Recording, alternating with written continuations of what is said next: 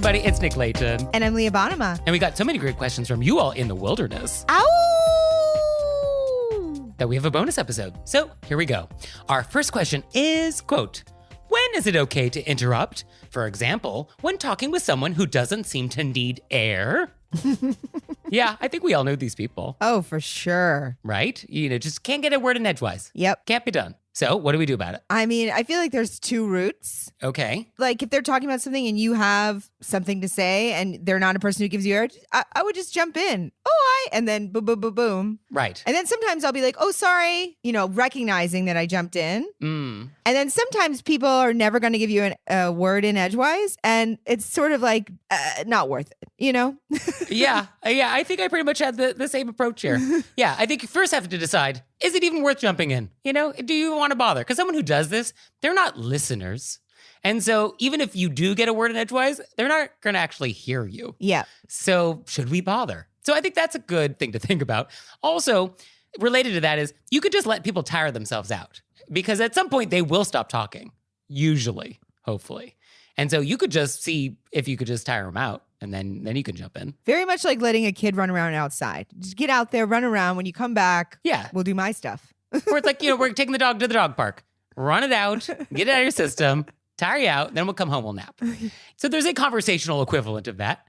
Another idea is that often when we're talking to people, we actually give them facial cues, letting them know that we are wanting them to keep going. And we may not realize that we're doing that. We have sort of encouraging facial expressions, like, tell me more. That's very interesting. Please continue. And so one solution is to not give that.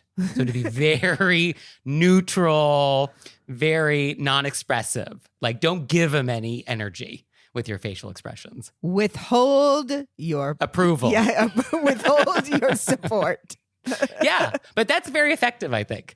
Another effective thing is just hand gestures. Things that are like, oh, I want to jump in there. Yeah. Like, oh, I have something to add. Or like, oh, let me interrupt. Sort of nonverbal hand gestures. I think this can also be something we can try. I think those are all great options. But yeah, I think usually my strategy is I don't need to jump in here. Yeah, I think that's usually where I am too. Yeah. And I think part of it is that I talk so much in general that I'm happy to have a break. No problem. Delighted to take a little time off. I also think that you're absolutely right that this sort of group of people aren't going to really listen. They're the kind of people who listen to respond, not listen to hear. Exactly. So am I going to waste my energy? I'll just listen to your story. And I think if you're a person that does this, and you may not realize that you are the person that does this, but maybe you are, I think remember that conversations are a lot more interesting when you listen because then it's more of a back and forth, right, which is much more interesting than a monologue. And I do think sometimes we're all in a place where we're telling something and we're that person who's talking too much. And that happens in friendships but that's not what this is. Yeah, that is not what this is. So I think, we just want to be mindful that conversation's more fun when two people are involved. Yeah. So our next question is, quote, I live on a busy street where stolen packages are a common occurrence. About 3 weeks ago, I got home from dinner late on a Friday night and noticed my new neighbors, whom I have not met yet, had a couple of packages on their doorstep. Just in case they were home, I knocked on their door to let them know they had boxes outside. When no one answered, I figured they weren't home, so I picked up the boxes and brought them into my house for safekeeping. The following morning, I knocked again, and I left a note to introduce myself and let them know I took the boxes and would be home all weekend so they could pick them up whenever they wanted. The next day, I discovered that I had received a note of my own. My neighbor introduced himself and let me know if I needed anything, I could always ask. He even included a chocolate bunny. So as I ate the bunny, I wondered why he didn't ring the bell so I could come down with the boxes. After going back to his house and finding him not at home again, I wrote another note with my phone number. I figured that way he could call me or text me whenever he was ready to pick up his boxes. It has now been 3 weeks, and I still have custody of the packages.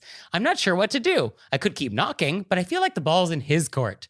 I don't want to leave them on his doorstep again, because if they got stolen, that would defeat the entire purpose of what I set out to do.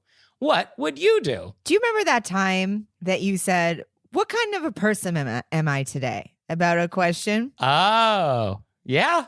I often think this. And so both times when I read this, my immediate response was, and I think it's just because of where I am, I thought, this is obviously not what it is, but I just wrote, I think you're keeping something illegal for them. Oh, my mind didn't go there. Interesting. They're like, let's let her keep the packages. Or he. Whomever keep the packages until I have to transport it to the next person. That way, I'm not responsible. Plausible deniability. Love it. Maybe I've been watching too many mob movies. Yeah. Okay, well, I think this is a possibility. But does that actually change what we should do? I think actually the answer is probably the same regardless if this is an illegal substance or not. Yeah, answer's the same. Yeah, so if you're trafficking or not, I think you do have to deal with this because you have taken ownership of this. So it is now your responsibility to make sure it gets reunited with the rightful owner. And so I'm sorry that you did a good deed. No good deed goes unpunished, but that is what has happened. So I think the solution here is we got to get these people's phone number. Like that will be much easier. Like I love a good handwritten note, but that is not efficient here. We got to make phone or text contact with these people. Yeah, I agree. This person is now responsible. You can't just leave them out inside again. No. I guess I would try to put them somewhere so they're not in the middle of my life. Yes, don't have them on your dining room table for 3 weeks. And then I would make a note for myself and I'd be like, okay, next week I'm going to try this again. That way it doesn't consume my life. And then I'd go down, I'd knock, and then I'd say, hey, if you come by to look for the packages, can you leave me your number if I'm not there so I can just call and check to see if you're home? Yeah, I think we could leave them a note with the time on it. Like, hey, just want to see if there's a good time this week for me to come by. Perfect. And I think we could do something like that. Like, let me know when I can come by in the next few days. Perfect. To get this out of my house. I guess that would be one solution. And I like that there was a chocolate bunny exchanged. So that's interesting. I know, that's so cute. It's an interesting detail. I immediately was like, was it a dark chocolate? Was it a milk chocolate? I assume it wasn't a white chocolate.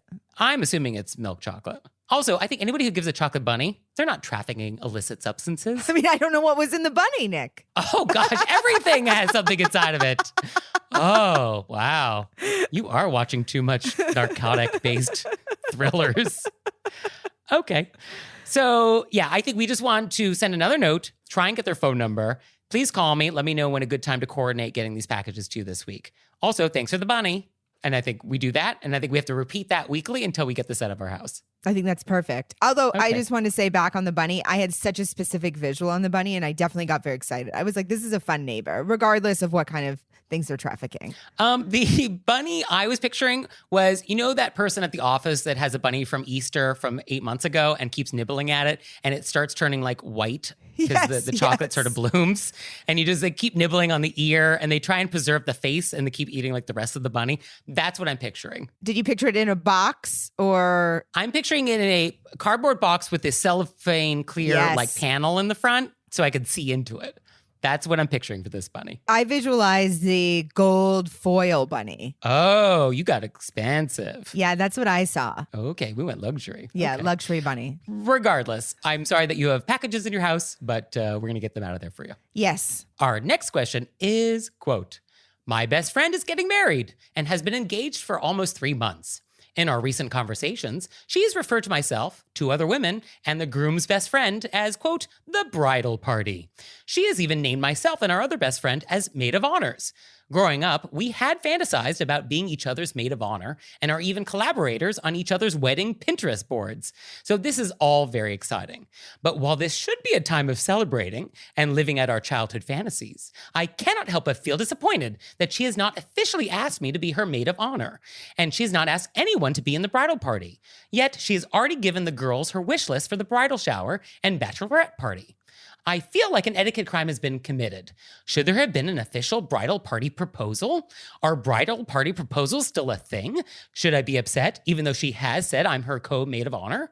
What are your thoughts? Oh, if you could see Leah's face right now. I want to say up top a little something I got from therapy. Okay. Or I took away from therapy. Who knows what was actually said to me? Okay. Fair distinction. Yes. When we're upset, and I feel like a lot of people do this to themselves. We say, should I be upset? Am I allowed to be upset? Mm-hmm. Let yourself feel upset. You feel upset. Right. Okay. So then don't spend that time not allowing yourself to feel what you feel. You feel what you feel. And then you think, do I want to feel this way? Is this a thing that, and then if I don't want to feel this way, what's the easiest thing to do about it? And I think the easiest thing to do about it is to just talk to that person and be like, am I officially your co-maid of honor? We always talked about this and I'd be delighted to be. I wasn't clarified and I just want to do the right thing. I mean, I think that's very nice. Always just having a nice, direct, polite conversation with somebody to clarify. Yeah. Because as we've discussed in the past, a lot of etiquette crimes happen when there's ambiguity. And so sometimes we just want to clear that ambiguity up and just clarify. Let's just clear the air. But before we even get there, I looked into the bridal party proposal because this was not something I was super familiar with. And wow, the wedding industrial complex, they are so clever.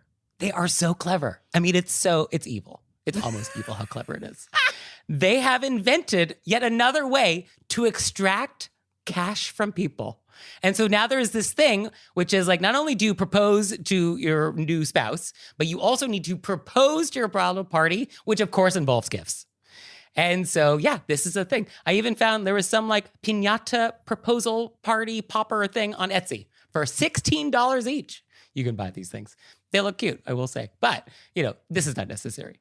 But yeah, there is this idea that you should formally propose to your bridal party to ask them to be part of it. And I think there is some truth to that. I think you should ask people if they would like to be part of your bridal party. You should not assume. Because especially these days, there's a lot of responsibility and cost associated with being in somebody's wedding party. Yes. And so not everybody wants that responsibility or has the cash to do it. So I think it is nice to ask, like, hey, we always talked about it, but like, would you like to be my maid of honor? I think we should ask. Yes. And I always, which whether it's a good habit or not, like to imagine what the other person went through to end up, not went through, what they're thinking. Empathy. How novel. And I could be totally wrong, but my guess is that this bride-to-be thought that she wanted to make it as casual as possible for everybody. So they didn't have, not that this makes it okay, you should be asked.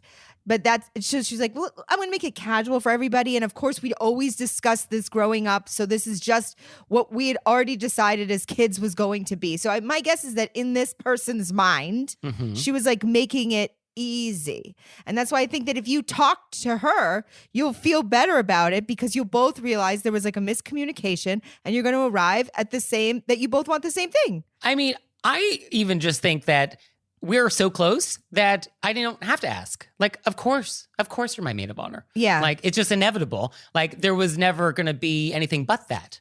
And so, like, I was going to propose to you. That actually would be weird because it would assume, like, oh, maybe you don't want to be my maid of honor. And I was like, no, we're ride or die. Of course you are. So I think that's where our bride-to-be is coming from, is that it's just like we, of course, have this relationship. We talked about it as kids. Yeah, like, this is what it is. So I think this is a compliment. I think you should take this as a compliment because that's the spirit in which this has been done.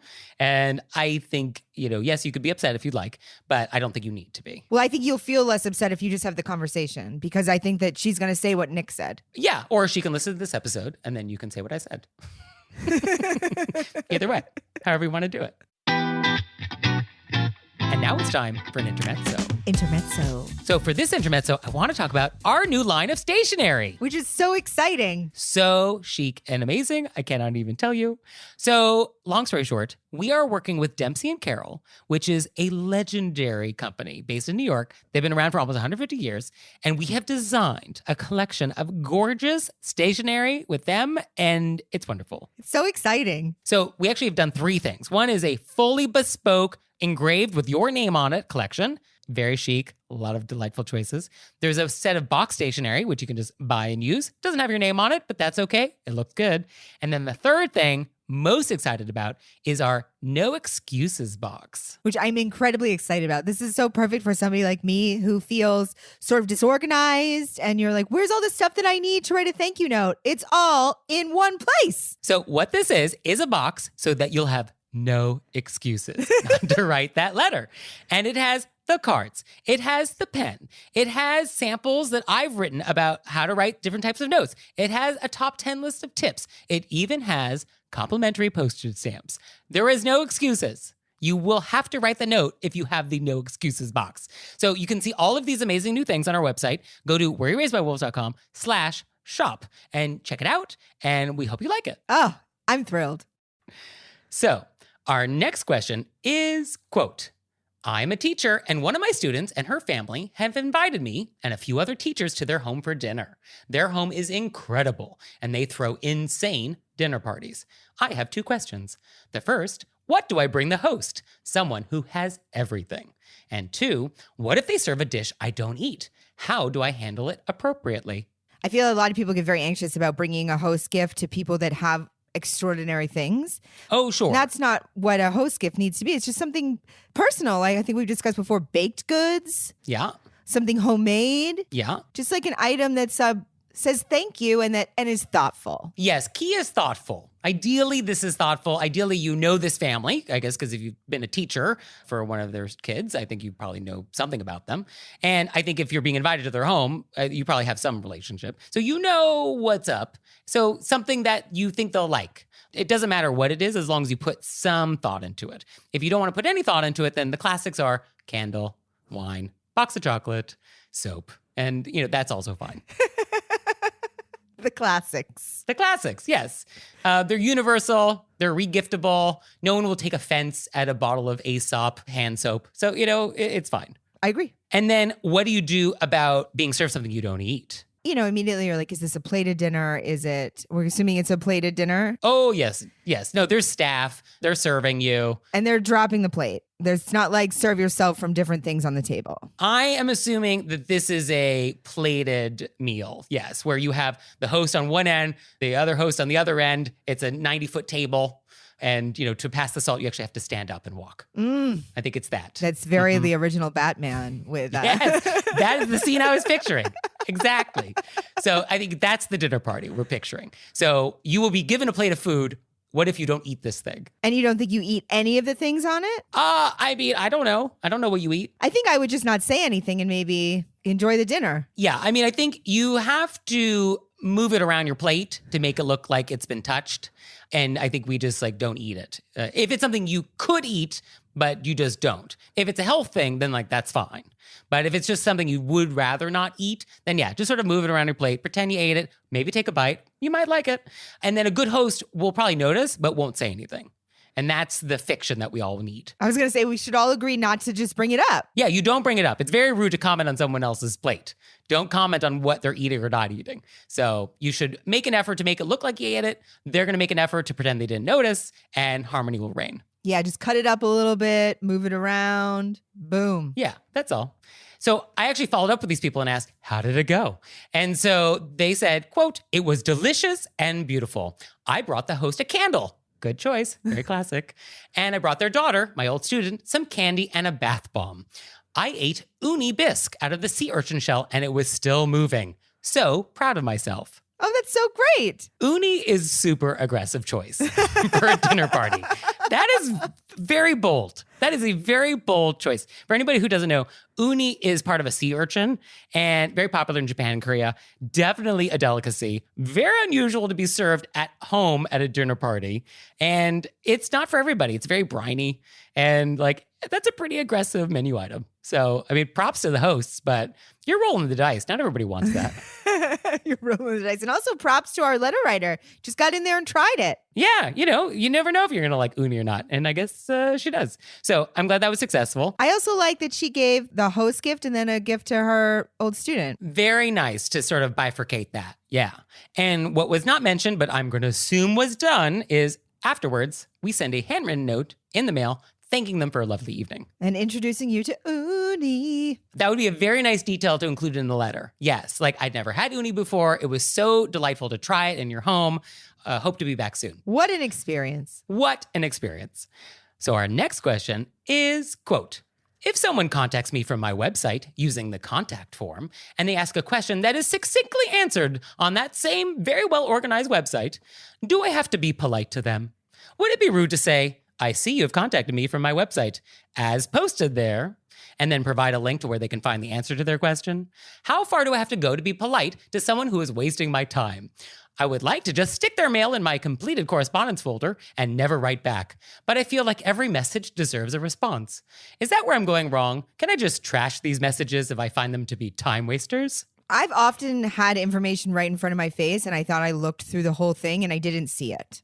Okay. Yes. So I think that we could try to imagine that this person did that they read through it and they just missed it. Yes. I think having an attitude of benefit of the doubt. These are not just sloppy, careless people going out of their way to waste my time. Yeah, they're just sort of like when you're looking for the peanut butter and it was right in front of your face, and for some reason you looked through the entire cupboard and it was where you originally looked. It's one of those moments. And I think you can just say, thanks so much for contacting me. Here's the link to all that information. Hope this answers your question, and just send it. I think especially in business, we actually let a lot of etiquette crimes slide because we want your money. Yeah. And we're going to let you be a rude customer because we still want your money. And so I think we do need to have a little of that flavor in our approach, which is I'm still going to provide excellent customer service to you. I'm going to be very polite in my response, even if I don't think you deserve it, because I still want a business relationship with you. So yes, it is tempting to be see below, or here's the link you should have read before you bothered. But yeah, I think if we just here's the answer to your question. Here's more FAQs on my website. Let me know if there's anything else I can do for you. I think that's perfect. And I think we just kind of leave it there. Do you have to write back? Does every email deserve a response? No, this one does. But in general? Yeah, I think this one you can respond to, but if somebody writes something ridiculous, you don't need to respond to it. Yeah, I don't think we have an obligation to respond to every email that comes to us. And I think we can choose whether or not we want to respond if something deserves a response. So there's no blanket rule that you have to reply to every correspondence that comes in. But for this, I think you should. And I think for this, because for emails where I feel sometimes I'm I don't want to have to write this again. Why do people keep doing this? We all get emails like this. Yeah. I have a templates Word doc on my computer where if it's something like this, I've already written it. And then I just swap out the link. Yeah. And then I post it into the thing. And that way I don't have to think about why did this person not. I just, this is this. And then I'm going to respond with this. Yeah, easy peasy. Yeah, I love a good template. Sure.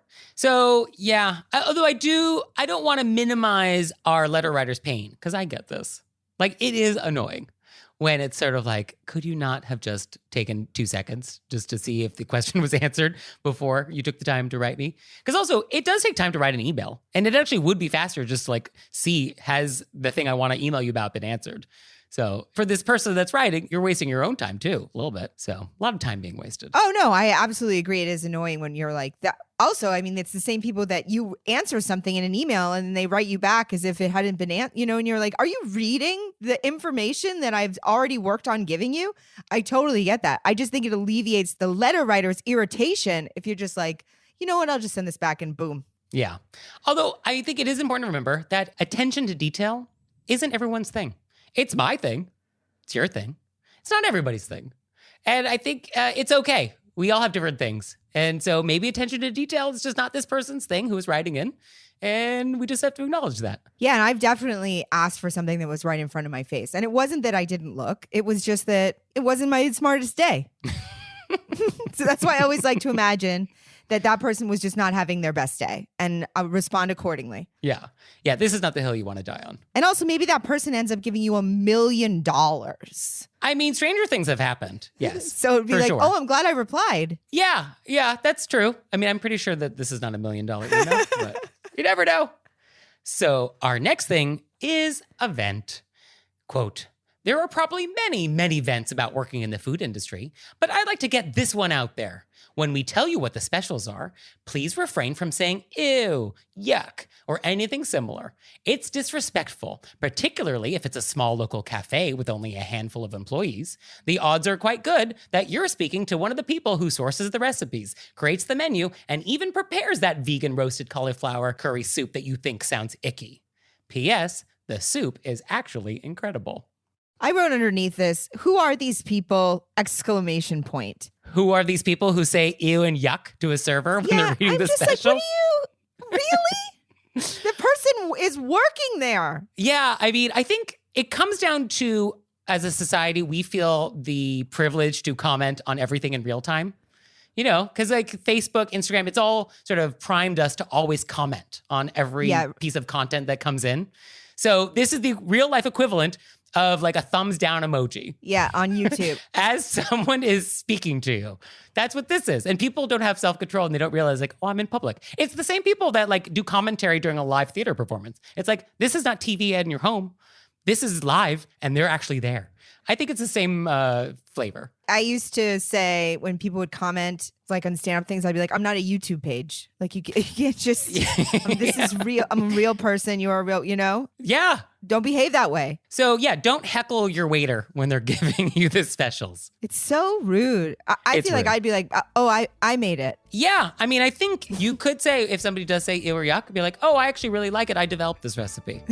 And it's one of my family's recipes. I think you could say that. I think you absolutely could. And you might make this person think twice before doing something similar in the future. I think etiquette-wise, we approve that. Yeah, I love that. And I love anything curry. So letter writer, I would actually be very interested in a recipe for this soup because I'll make this. This sounds great. Yeah, I got very hungry when I read that. So do you have any recipes for us or questions or vents or repents? Send them to us. You can send them to us through our website, wereraisedbywolves.com, or you can leave us a voicemail or send us a text message, 267-CALL-RBW. And we'll see you next time. Bye. Bye.